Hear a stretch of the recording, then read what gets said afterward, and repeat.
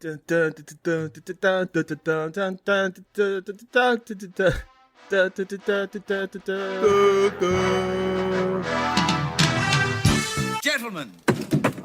let's broaden our minds.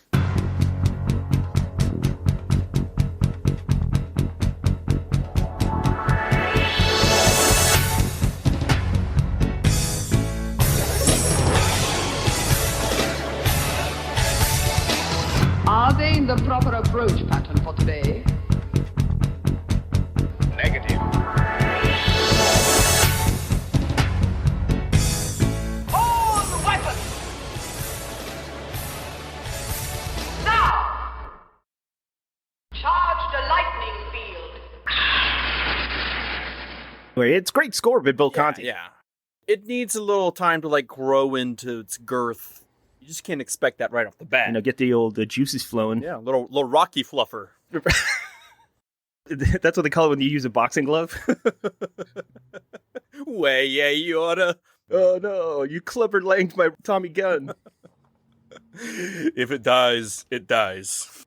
I don't even remember where we left off. It was mostly. I think we ended with the story. The never-ending story? Yeah, that's why it's still going. Absolutely. We covered the premise of Rocky. Yeah, kind of like the true life origins of Rocky, and then a little bit of the filming stuff and the ideas behind Rocky. But it's time to bam, bam, bam. It's time to Bam Bam Bigelow. You got to Bam Bam Bigelow. It's time. It's time. It's Rocky time. Yeah, that's right. I made a wrestling reference. I know. It kind of shocked me for a second, and I had to double down on the wrestling reference, but I wasn't sure if you'd get that one. No, you have every right to think that I wouldn't. Most impressive. I'm deep in, folks. He's elbow deep in Bam Bam Bigelow. That fire that's tattooed on his head, that's my screams made manifest. Yep, mine too. Yep. But this isn't about Bam Bam or Vader. This is about... Or Pebbles. Or Pebbles. Yeah. Bam Bam. Yep, no, I got it. Nope, It was stupid. I'm not going to deny that. Oh, hey, guess what? This is our podcast.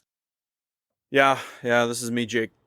Yes, that's him, Jake. Yeah, I'm resigned to this. You have resigned or you are resigned? That's it. I'm done. I'm leaving. Flips table. Do not pod to me this way. Yeah.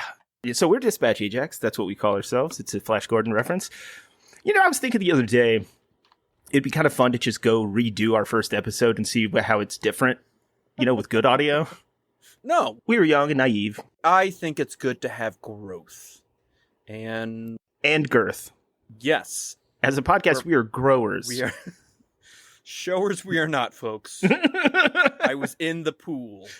Yeah, I mean, yeah, maybe we'll see. Maybe someday. Yeah, it's a thought. But it's nice to see where you come from. You know, you're not going to get your Rocky Balboa if you don't have your Rocky and your Rocky 2 and your Rocky 3. You got to have the process. You can't just go back and remake Rocky. Jake invested heavily in Segway, I see. That's how I scoot around. No, you're right. Humble beginnings. Humble beginnings. Before we were podcasting, we were lowly leg breakers on the docks. We could have been contenders. I could have been somebody. I can't do a good Brando. You can't do a good Christian Brando. That's his son. Oh, okay. Should I know Christian Brando? He's an actor. Should I know him? No, not really. So remember when Robert Blake murdered his baby mama? I was there. I seen it all. She was also around with Christian Brando at the time. And she tried to tell him that it was his baby. But then he had a DNA test done. Christian Brando does not look good. Not his father, huh? No. Or is he like late Marlon Brando? Actually, he doesn't look like Brando at all, really. Oh, weird. Interesting. He must have gotten everything from his mother's side. How to describe him? He looks like a failed NBA D-League star. Oh. That's what he looks like. He's going to go play in Greece now?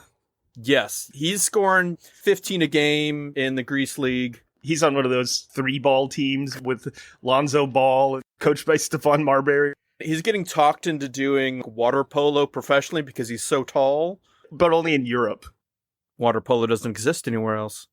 That's probably true. Legally, it's not allowed to cross the borders. Oh, anyway, that's a lot like Rocky. So, Rocky Balboa Park, one of my favorite destinations in San Diego.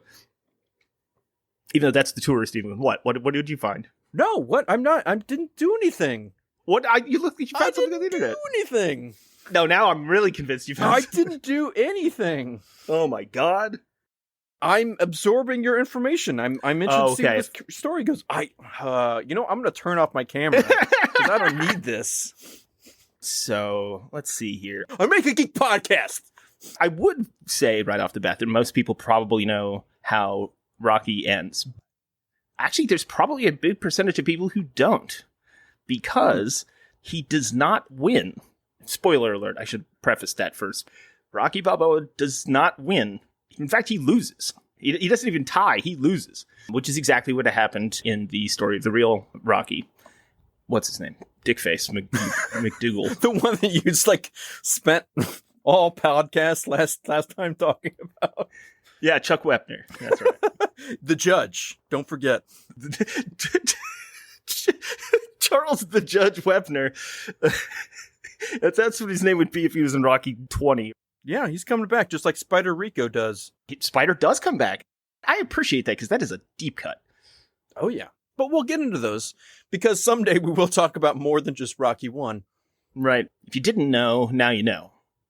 That Rocky loses in the first movie. It's this great underdog style. Well, you didn't see that coming, but got me.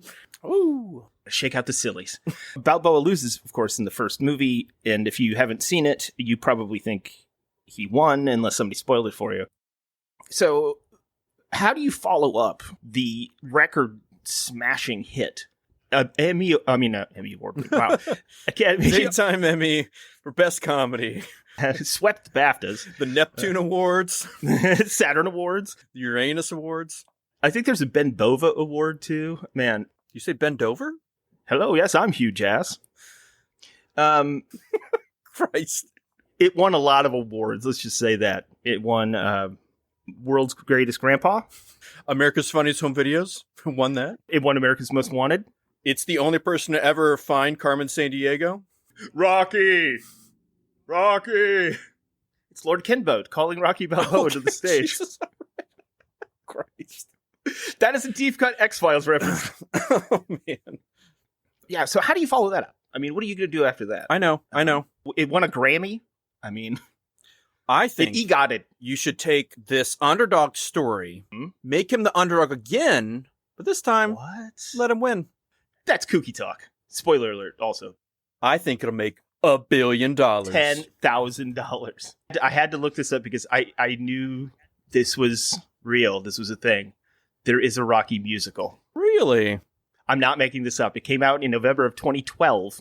The world premiere was in Hamburg, Germany, and it opened on Broadway in 2014.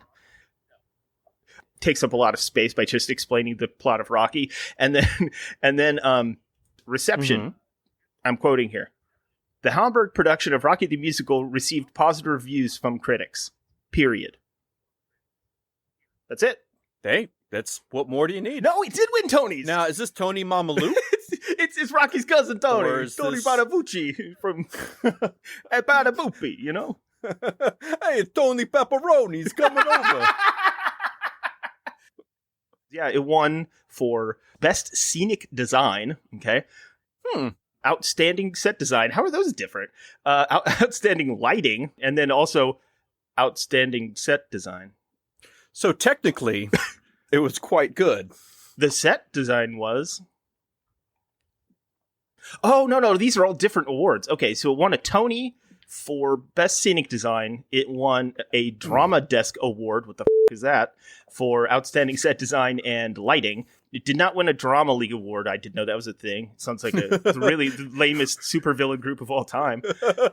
Get down, Superman, it is I, leader of the Drama League. a lot of gossip going on, and like they just like stabbing each other in the back. I heard Aquaman loves dolphins. I heard he likes it up the blowhole. Scandalous. It won Outstanding Set Design from the Outer Critics Circle Award, which sounds like a cult from space. I know. The circle from the outer rings. What do you say, Lord Xenu? I give it to Rocky. Yes, it shall be Balboa. Bring him before me. Yes, I think Rocky should be the one. He's played by a guy named Andy Carl, the man with two first names. The cast performed as part of the ceremony for the 68th Tony Awards in June 2014. And it was announced on July 15th, 2014, that the show would close in August of 2014.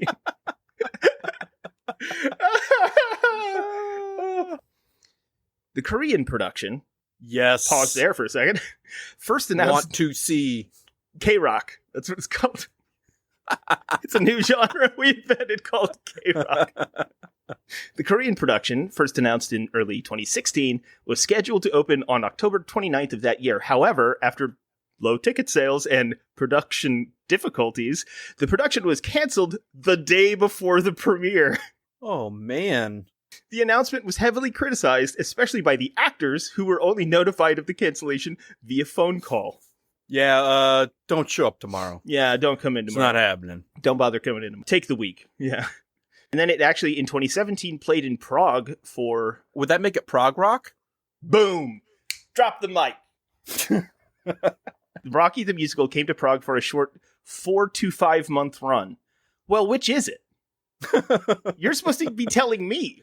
I don't know. We didn't pay attention. They just kind of wandered off stage at one point, and everybody's like, what day is it? I don't know. Sometimes the show would happen in the alley. Sometimes a bum would be there watching. Sometimes it'd be cheap. We don't know. Wait, are you talking about like the porn parody or... Bend over and I'll show you. Yeah, I was going to say, you could do a bend over and I'll show you.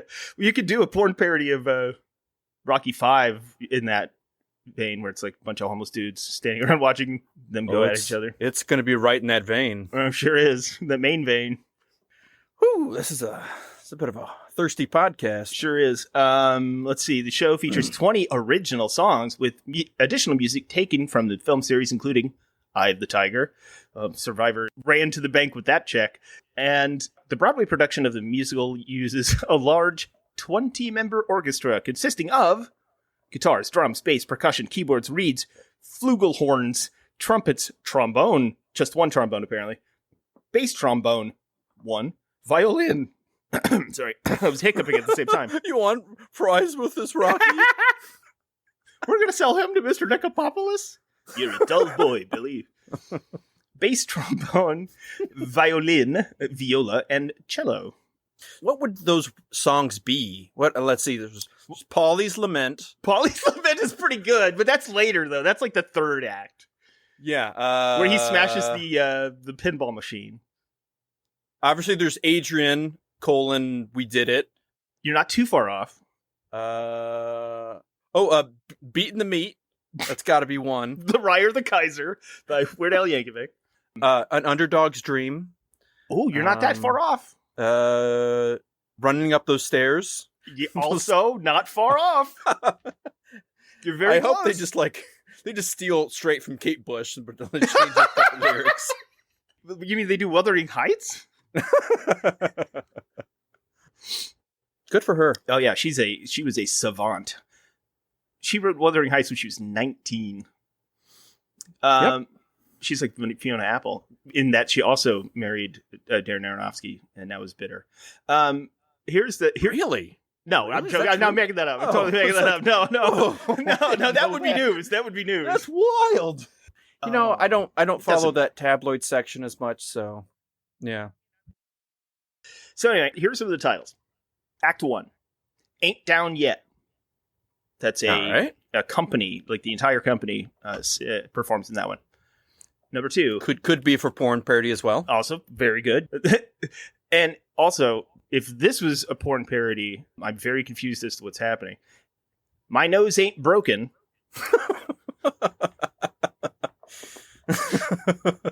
Oh, that's the rough stuff, eh? Sung by Rocky.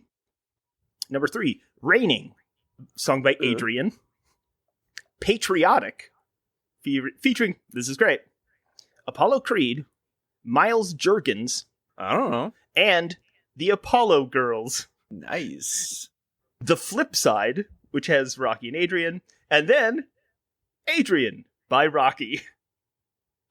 All right. I got one of them. You did. All I mean, right. you were right there. But you're also very close on a lot of them. Fight from the Heart. Sure. Yeah. One of Us. That's one of them that's got the whole company.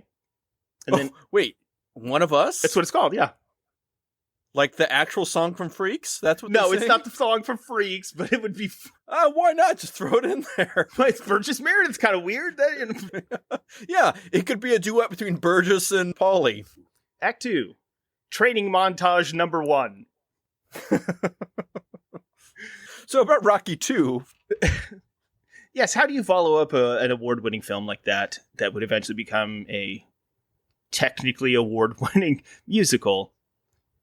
Make him the underdog again.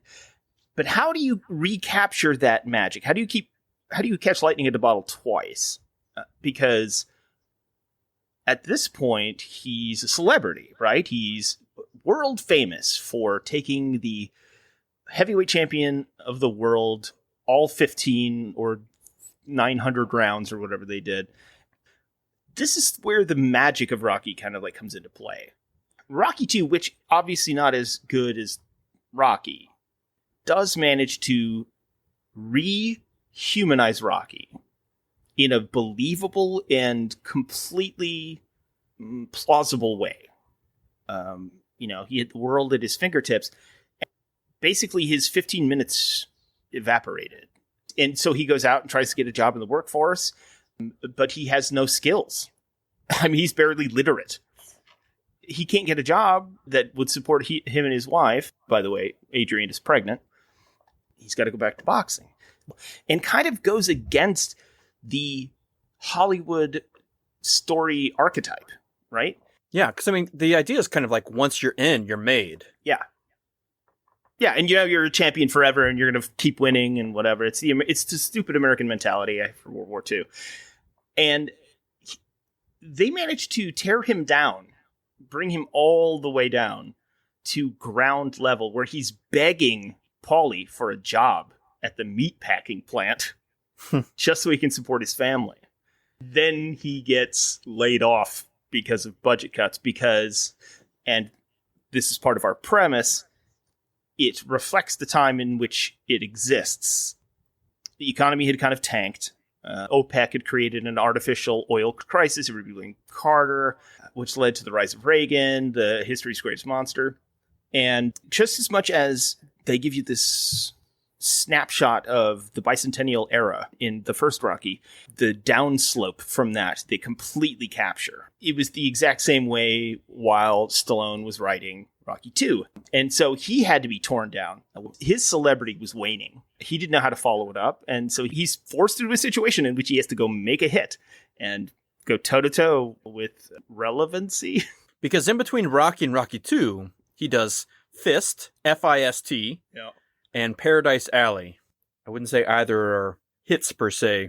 We all sit around at Christmas and watch those with the family. Mummy, could you put on Fist again? But one of the brilliant things about the Rocky productions is that they were guerrilla filmmaking at the beginning. So that kind of gave them fodder for the second movie. For instance, the premise of Rocky 2 is that Apollo is humiliated. He is the world heavyweight champion, but he wants to prove that it wasn't a fluke that he went all 15 rounds. So he proposes, against the advice of his staff and training crew, to a rematch. Which, if I remember correctly, Ali did with Wepner. But something happened, and the fight never occurred. And so Apollo challenges Rocky, but Rocky's retired. And he's retired because Adrian doesn't want to see him die in the ring. And, he promised her that he would go legitimate. But then he can't get a job. So Adrian goes back to working part-time at the pet shop, but she's like 9 months pregnant or like 8 months pregnant and can't do anything on her own. And well, she has a complication with the pregnancy for just doing manual labor at the pet shop. She goes into the hospital. And So eventually Rocky goes back to Mickey. Well, first he proposes that he wants to box again. And Mickey proves that Rocky's got ocular damage. He legitimately can't see his periphery out of his right eye.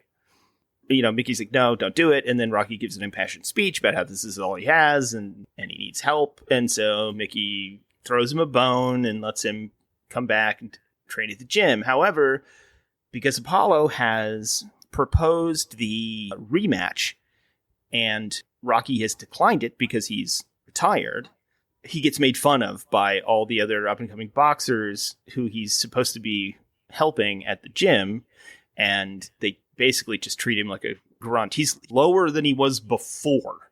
Now he has to dig himself out of a deeper hole. He decides to accept the challenge after talking to Adrian. She survives the complications of the pregnancy, by the way, but she was in a coma for a while. But Rocky and Apollo, square off again. It's basically the same fight from the first one. They go blow for blow. Apollo dominates early as Rocky, being the worst boxer of all time, just takes blows to the face constantly.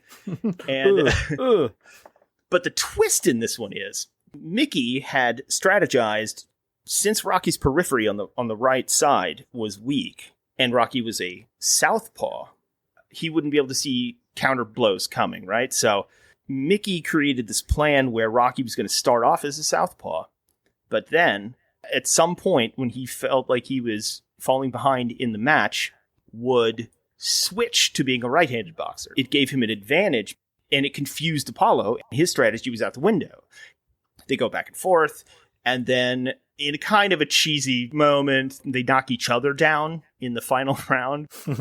Apollo gets up first, but he then falls back down. Rocky barely lifts himself off the mat, and he becomes world heavyweight champion for real.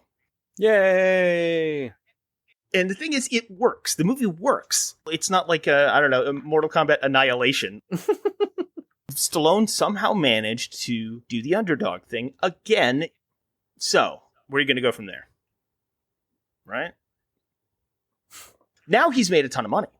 Famous and rich. He made millions of dollars from those first two movies. He's a household name now. So you get Rocky 2 came 79, okay, and then Nighthawks in 81, which is a fun film. Victory in 81, where he's not a key part, but he's on there. So he's becoming a star, but he hasn't truly blown up like that yet. Not quite, no. But he is a celebrity now. His phone is ringing. He has options. Yeah, and he still at this point could be a flash in the pan. So how do you recreate this magic again? Well, oh boy, here comes a Rocky 3, bitches. One of the interesting things about Rocky 3 is that it's one of the first introductions to the American audience of Mr. T, who I believe was a bodyguard for somebody before he got famous. Let's see. He tried out for the Green Bay Packers after being in the Army and the military police. He failed to make it due to a knee injury. Then he worked as a bouncer at Rush Street Club Dingo Bats Discotheque. Oh my God, can we please name something that? It was at this time he created the persona of Mr. T. He eventually parlayed his job as a bouncer into a career as a bodyguard. His clients included Steve McQueen, Michael Jackson, LeVar Burton, Diana Ross, and boxers such as Muhammad Ali, Joe Frazier, and Leon Spinks. There it is. The three boxers. That's why he was the perfect choice to play the young, up-and-coming boxer. He wasn't an actor. And he wasn't a boxer. He was just some guy who was ripped and willing to beat the shit out of you. I have to mention this. While he was in his 20s, Mr. T won 2 Tough Man competitions consecutively. Ooh. And the first aired as Sunday games on NBC TV under the contest America's Toughest Bouncer, which included a 150-pound stuntman throwing him, breaking through a 4-inch wooden door. So, making to the ring as the finalists, they had a 2-minute round of boxing to crown the champ. Within 20 seconds, Mr. T had given the 6'5" Honolulu bouncer a bloody nose and later a bloody mouth. Wow. He won the match and thus won the competition. The second competition was called Games People Play. That That sounds like a spy thriller that will have no box office success, but we'll watch it on HBO Max. When interviewed by Bryant Gumbel before the final box mess, he said, "I just feel sorry for the guy I have to box. I just feel sorry for him. One might say he pities the fool." Oh, is that why it became his catchphrase? Yeah, the fight was scheduled to last 3 rounds, but Mr. T finished in less than 54 seconds. The line, "I don't hate him, but I pity the fool," in the movie Rocky III. Wow, that's great. Was reported to have been inspired by this interview. That is amazing. So once again, he's taking elements of real life and crafting an American fable. This is why it's fascinating to me. Wow. So Rocky 3 starts basically the same way as Rocky 2. It's a recap of the final fight from the previous one. Rocky not only matched his Herculean feat from Rocky 2, but he's topped it. He's surpassed the impossible dream. He's dreamed the impossible dream and become the ultimate underdog. So then, to kick off the next chapter, an absurd throwback to 30s films, which it is, but still establishing new trends in montages that would last for an absurd amount of time after that, and then become a cliche and a joke. So originally, Stallone wanted Another One Bites the Dust from Queen to be the opening montage song. He couldn't get the rights for it. So he then got Survivor to do Eye of the Tiger, only after he passed on Joe Esposito's The Best Around, which is funny because the director of Rocky 1... Mm-hmm. Yes, so the director of Rocky 1 and Rocky 5 is John Avildsen, who went on to do the Karate Kid films. There it is. And so he took that song from the outtake sessions that they didn't use, and put it in the famous... I had a brain aneurysm. Karate Kid. Karate Kid, yes. Christ. It's just Karate Kid. No, it's just Karate Kid, man. Well, yeah, I mean, and which is fascinating. There's a parallel between Saturday Night Fever and Rocky-inspired music impresario Robert Stigwood to quickly develop and produce his own urban working-class fable, optioning Nick Kahn's New York article, The Tribal Rights of New Saturday Night, and enticing Serpico scribe Norman Wexler to write the screenplay version of what would eventually be called Saturday Night Fever. There it is. That's exactly what I was thinking. And then, in a hilarious irony... Also, Avildsen was the original director of Saturday Night Fever, before leaving, having creative differences with Stigwood and star John Travolta, which led to him being replaced by John Badham during pre-production. Mm-hmm. That makes sense. If you don't know the premise of Saturday Night Fever, obviously you know the cliches, because anybody who hears disco music tries to emulate poorly this dance sequence by Travolta. But it essentially is the same premise as Rocky. You know, down on his luck, not good at anything. The only thing he can do is dance. So he does a whole, I'm going to win this competition. I'm an underdog. I'm trying to talk this woman into loving me. That whole thing. So it's essentially the same premise, honestly. Let's forego the horrible, problematic part at the end. There was a sequel to it called Staying Alive. Staying Alive is directed by Sylvester Stallone. Stallone directs the sequel. I don't know how you get more meta than that. That's a nice snake eating its own tail there. It's an Ouroboros of Rocky. Okay, so... Stallone hated it. Why? I don't know. How is Eye of the Tiger better? It's funny. The movie was already cut. And so they decided to base their opening beats on the punches from the fight. So the first two movies are big hits. And so there has to be an answer. The franchise is placed in the zeitgeist. It's going to be meta. Rocky is rich in the movie. He's rich, successful, and beloved. But there's still an underlying doubt as to the character's ability, and also, in Hollywood, the viability of the franchise. Because sequels like this don't happen very often. I mean, at this point, we're looking at the totality. I mean, other than, like James Bond had things. And you can't count Godzilla either. You can't count Godzilla. You can't count the Mummy or Invisible Man. No, none of that. The Wolf Man, blah, blah, blah. You have the Zatoichi franchise in Japan. But their cinema's different. It is. It is. You know, Pink Panther, I guess you could talk about. Texas Chainsaw Massacre just came out in 1974. How many sequels did they have by 1983? They had none. The first sequel wouldn't be till 1986. Right, exactly. So, I mean, like, we're talking about establishing the pattern of franchises now. Right. And Star Wars wouldn't come out till 1980 because Rocky 3 is 1982. So they had 2 films at this point. The Muppets were 1979. But, I mean, essentially, like, it's Rocky. There's an underlying doubt to both Rocky's ability in the premise of the movie and behind the scenes. This is a gamble because we don't know if this concept of a franchise can be successful. We're not talking about, you know, serial, like Republic serials from the 30s or, you know, Paramount serials from the 30s. We're talking about what we consider a franchise today. That's what Rocky was. But they're not the only parallels that defined the film. So, like, Rocky 3 is the first film that puts the antagonist in the underdog role. Mm-hmm. He's the underdog, but in a sense of, like, physicality and foreboding, Rocky's still the underdog. Because you look at the two of them, you're like, I would rather face Rocky than I would Clubber Lang. Right. Rocky 3 is when they go meta and Paulie destroys the Rocky pinball machine.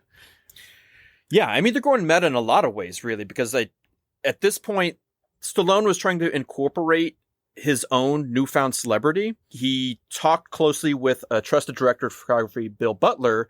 He wanted to consciously capture the documentary like cinema verite, kind of the harsh intrusion of celebrities of all sorts. And so you see a lot of the camera kind of following Rocky around and following the life, highlighting the celebrity that is going on, which is, I mean, it's really kind of ahead of its time.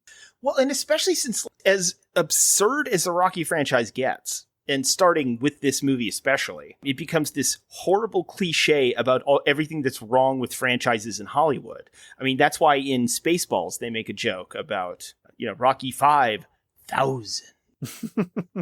Doing a cinema verite is unheard of, especially for a big Hollywood movie. And that's where they get really, really meta with. There's another bit about Talia Shire, who plays Adrian. She was happy that they interjected more real life. Like, she had just gotten divorced from her husband. And then they were able to, like, put in domestic strife between husband and wife into Rocky 3, which she wanted. It made it feel more real. That's very true, yeah. And added, like, part of her own life going into it. That's why these movies are great, too. Even in the ones that get ridiculous and over the top, wink, they still inject these very real emotional moments. It's like Abrams' Star Trek, you know, it's like all Star Trek fans should be angry about that film, but there's such an emotional weight that works in it. We all kind of go, yeah, it's pretty good. You know, they do a good job. They do. It's good. It's good. It really is.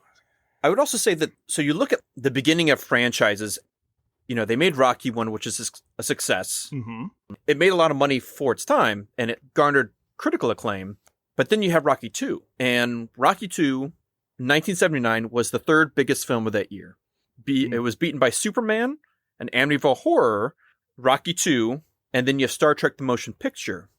Now that leads into 1982, where Rocky 3 comes out. Mm-hmm. It is, again, the third biggest film of the year. So this film blew up. People loved it even more, I mean, ticket-wise, than the previous film. Only beat out by E.T. Wow. Indiana Jones and the Raiders of the Lost Ark, which sets up its own franchise. And then you have number 8, which is Star Trek II, The Wrath of Khan. But really, I mean, you look at like number 1, number 2, number 3, number 6 is Porky's, which would then go on to have a bunch of sequels. Arthur was number 7, goes on to have a bunch of sequels. Mm-hmm. Poltergeist was number 9, have a bunch of sequels. And then you have First Blood, which goes on to have sequels itself. Another Stallone, yeah. Yeah, 2 Spielbergs and 2 Stallones. Wow. They see the success that Rocky 1, 2, and 3 have, and it's like, oh, this is an obvious jumping on point that everybody can do. You see what Star Trek and Star Trek 2, Rocky 2, Rocky 3, and Star Wars and Empire Strikes Back. Let's just do this with all the films. Mm-hmm. And it's really that those blockbusters of the late 79, into 85 started the whole ball rolling into what we have nowadays. And now we're in late stage franchise era where we run everything into the ground, or we revisit old properties and do sequels. Everything has to be a sequel or a remake. Otherwise, it doesn't get any funding or any eyes. Yep. No original things are made.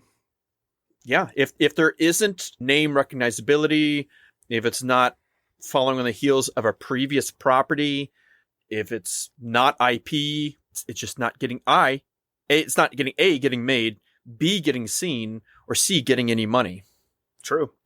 And you can kind of blame Stallone for that. Because between that and the Rambo series, I think those who was ruling the box office that year in 82?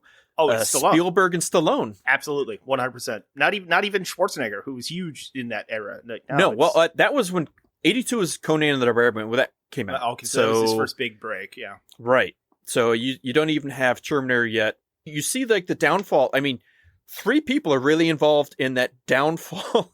It's both the uptick because film audience didn't go in droves to films and see films again and again and again until you had George Lucas, Steven Spielberg, and Sylvester Stallone. Mm-hmm.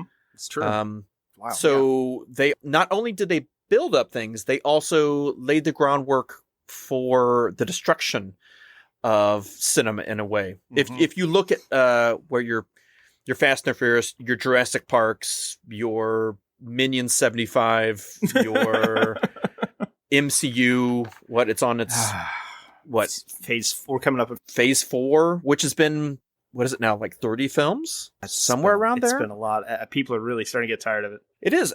Well, as much as they're getting tired, I mean, this is a discussion for a larger time and maybe a fruitful one of, is it people getting tired or is it the genre losing its luster? It's running out of its gas because it's not telling stories it needs to tell.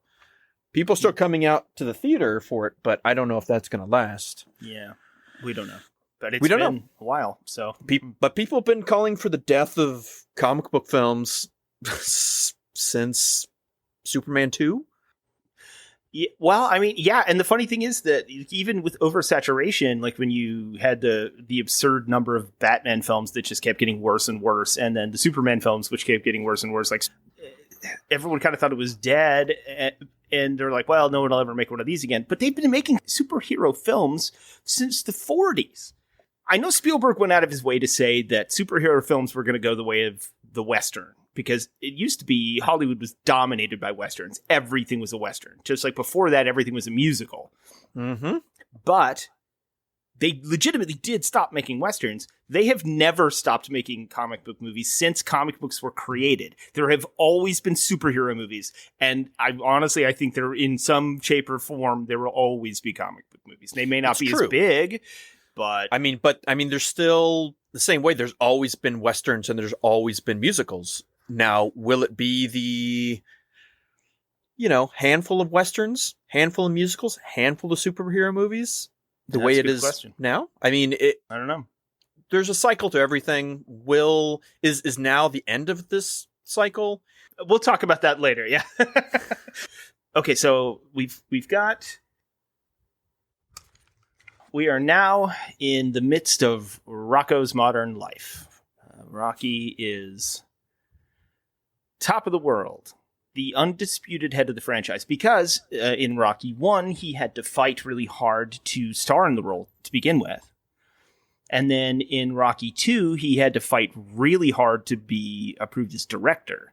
Those were both big gambles by the studios. What is it? Winkler and Stephen What's-It. He's a famous producer in Hollywood. It's Sir Stephen What's-It. He's knighted. That's amazing, considering he's from Long Island. That's really interesting. So, and that parallels, of course, Balboa's moment in The Sun, where he is now top of the world. They do a montage, another classic montage, where he is beating up would-be contenders to the title and mowing people down. Like it's not even close. And he's heavyweight champion of the world, defending heavyweight champion of the world several times. This is where you get the dedication of the Rocky statue. Yes, you do. And which is a weird blending of film and real life. That's what I'm saying. It's super meta. Yeah. Yeah, because he brought so much prestige to Philadelphia because of the character and those movies, they erected a statue of Rocky. So they turned that into a plot point in the film. Brilliant. Honestly, if you're going to go meta, that's the way to go. And then on top of that, there was a scene later where Paulie goes on a drunken rampage. One of the few times we ever see anything from Paulie's point of view. He's upset with the success Rock has had and drunkenly wanders into an arcade where the actual, in real life, Rocky pinball machine is being played by kids, and he smashes it with his liquor bottle. It's good commentary. It parallels all of the things that we set up beforehand. The purpose of Rocky 3 is Rocky's on top. Rocky's on top of the world. He's rich. He's famous. He's successful. He's proven out. How do you make him the underdog again? How would you possibly make him the underdog again? Well, 2 ways.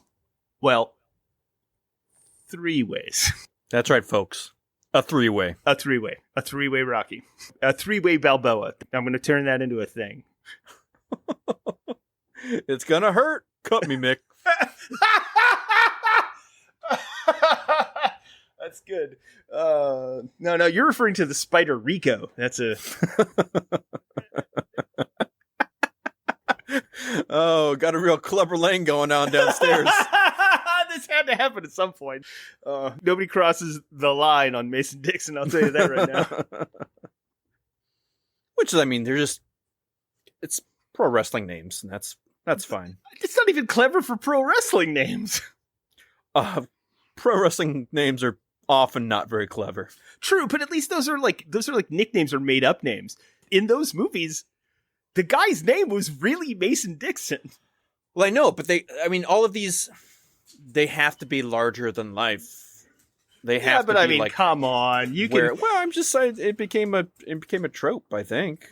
You could have made him like, I don't know, Steve the Line Dixon, and it would have been, you know what I mean? Like, you could have, whatever. Like, you would have gotten the joke. I don't know if you can call him Steve the Line Dixon. I mean, his name's Steve. It's Steve the Accountant Dixon, I believe. It's played by Burgess Meredith. I'm guessing Stallone didn't know which was going to stick with the audiences.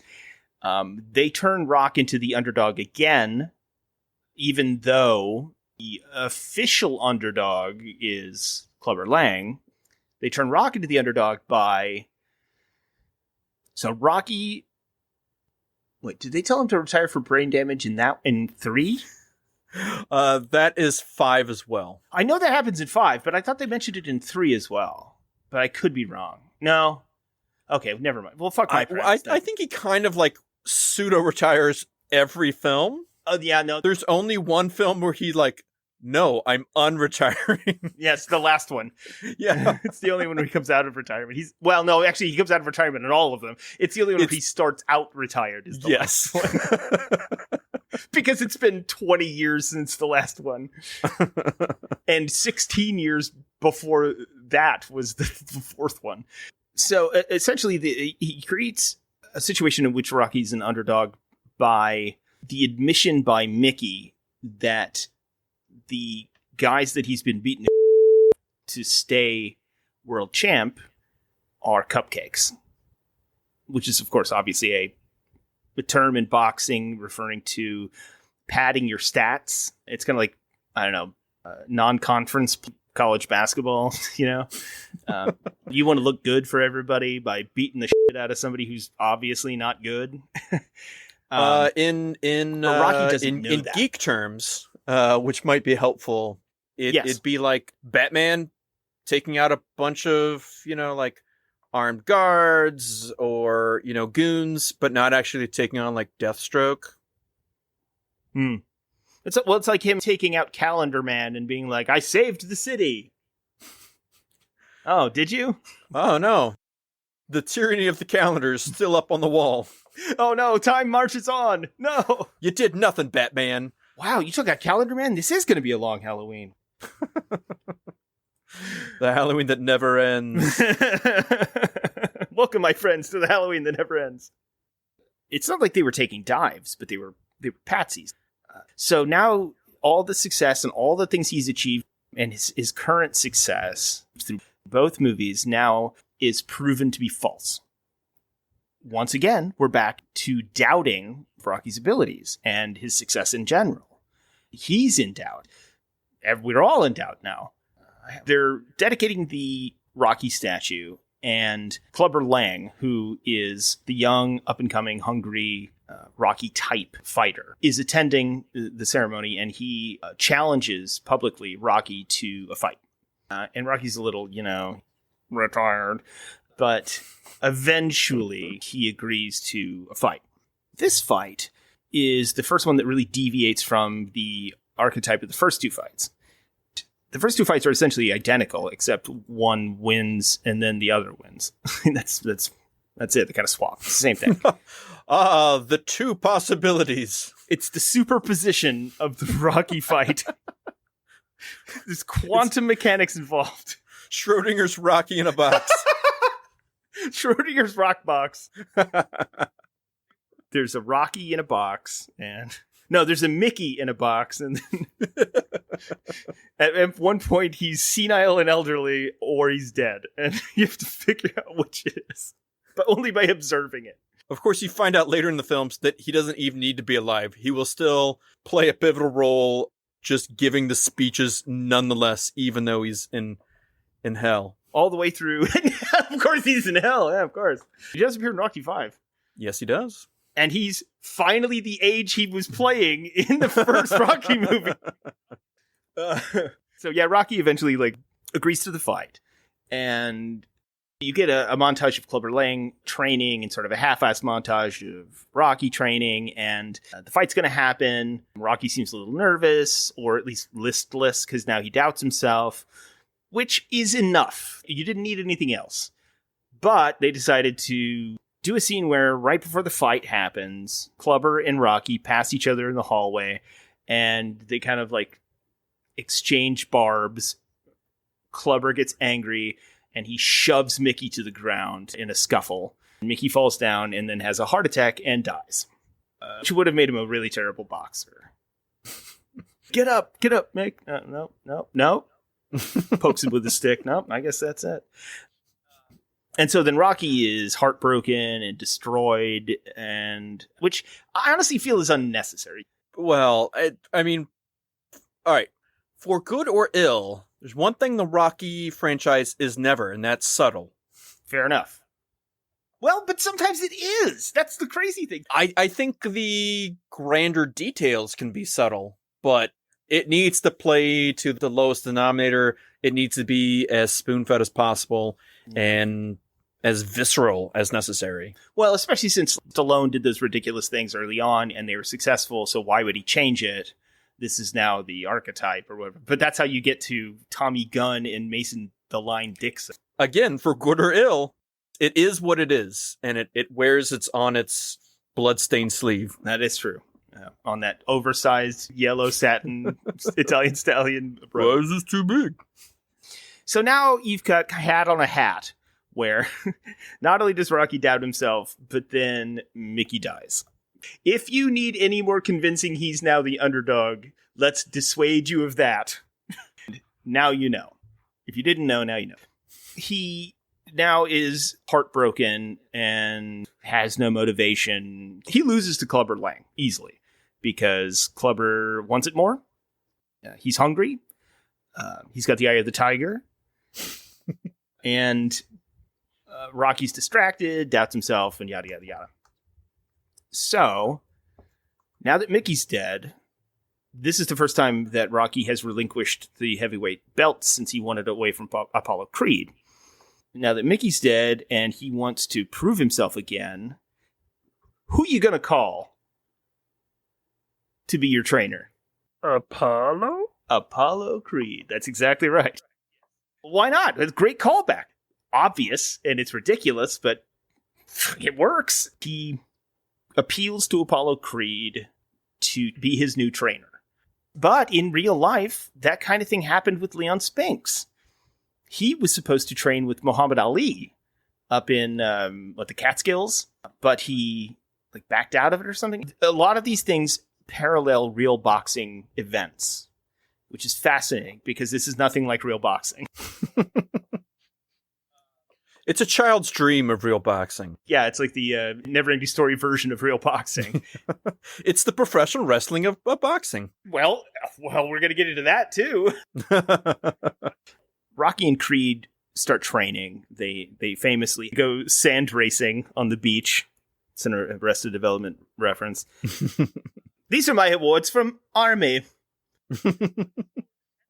Yeah, so you get more montages. And this is where you get the montage paired with the soundtrack, not the score. This is where you get Eye of the Tiger going. And then in Rocky IV, you get the somber driving in introspection montage to, I don't know, something else. It's garbage. Clubber Lang is already... They do a montage of him winning and kicking people's asses, and then you get the montage of Rocky training, and then they both are training. Sans the death of Mickey, the plot of Rocky 3 is just a condensed version of Rocky's 1 and 2, in that he loses, then he wins, and then it's over. So again, 1 was good. Right. 2 was also good, because we just did 1 but different. And 3, let's just do 1 and 2. That's double your fun, right? All in one movie. It's like the Force Awakens of the Rocky franchise. Let's just do all of that we did before again and not well. You know what? I think Rocky 3 is a better sequel than Force Awakens is. It might be a hot take, but... I would need to probably rewatch both of them. I haven't seen either in so long. 40 years. I think Burgess Meredith was alive last time I watched Rocky 3. I used to have, and I don't know where it went. I need to, but I found at a thrift store a cut-off black t-shirt of Rocky 4. You mean like a promotional t-shirt? I guess. Because it wasn't physically cut off. There was like a hem. It was a sleeveless black shirt that had the Rocky 4 poster on it. That's for beating ass. That's what that shirt's for. I wore it every 4th of July. There's nothing more patriotic than that. That's what I'm saying. Obviously, we know how it goes. Rocky's going to beat Clubber Lang, and he does. Spoilers. Nobody knows this one. So Clubber Lang just sort of fades into the background, and you never hear from him again. Even though he murdered Mickey, and there's no fallout from that for some reason. That's weird. Well, maybe it's because Clubber Lang is actually moonlighting as a police officer, and they can just shove down any old guy and cause him to give a heart attack. So, or that he's moonlighting as a private detective for an attorney who, when the system is broken, takes justice into his own hands as a vigilante by night in a TV show called TNT, starring Mr. T. Was that a thing? We have talked about this before. Well, do you think I remember anything you say? No, I don't. Look at it. Just look it up right now. I don't listen to you. Just look it up right now. I'm looking it up. I'm looking at TNT. Is a television series in production from 87 to 90. Yeah. It was a starring vehicle for Mr. T after the cancellation of the A-Team in 87. T.S. Turner was a city-smart kid fighting his way off the street until he was framed for a crime he didn't commit. Amy Taylor was a young crusading lawyer. She mounted an appeal but put Turner back on the street, this time in a suit and tie, working as a private dick. Together they are TNT. That's dynamite. That's all you need to know. Huh. So the studio that made that, Nelvana, which is a Canadian animation studio, Also made Eek the Cat. They also had planned and did concept art for a Doctor Who animated series. What? That's awesome! But never happened.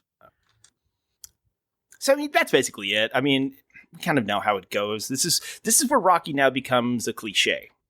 And it will, going forward in Rocky 4, will not only create new cliches, but reinforce the cliches that the Rocky franchise in general has become. Rocky 4 is the most absurd of them, while being the most popular. Absurdity levels, it's kind of in between 4 and 5. They're absurd for different reasons. Yeah, and for we'll get different into that. reasons. Yeah. They're fighting each other in the streets of That's exactly right. Moscow for... One of them has HIV, and the other has CTE. So, yeah. but we'll get into that later because those are also very important things to talk about.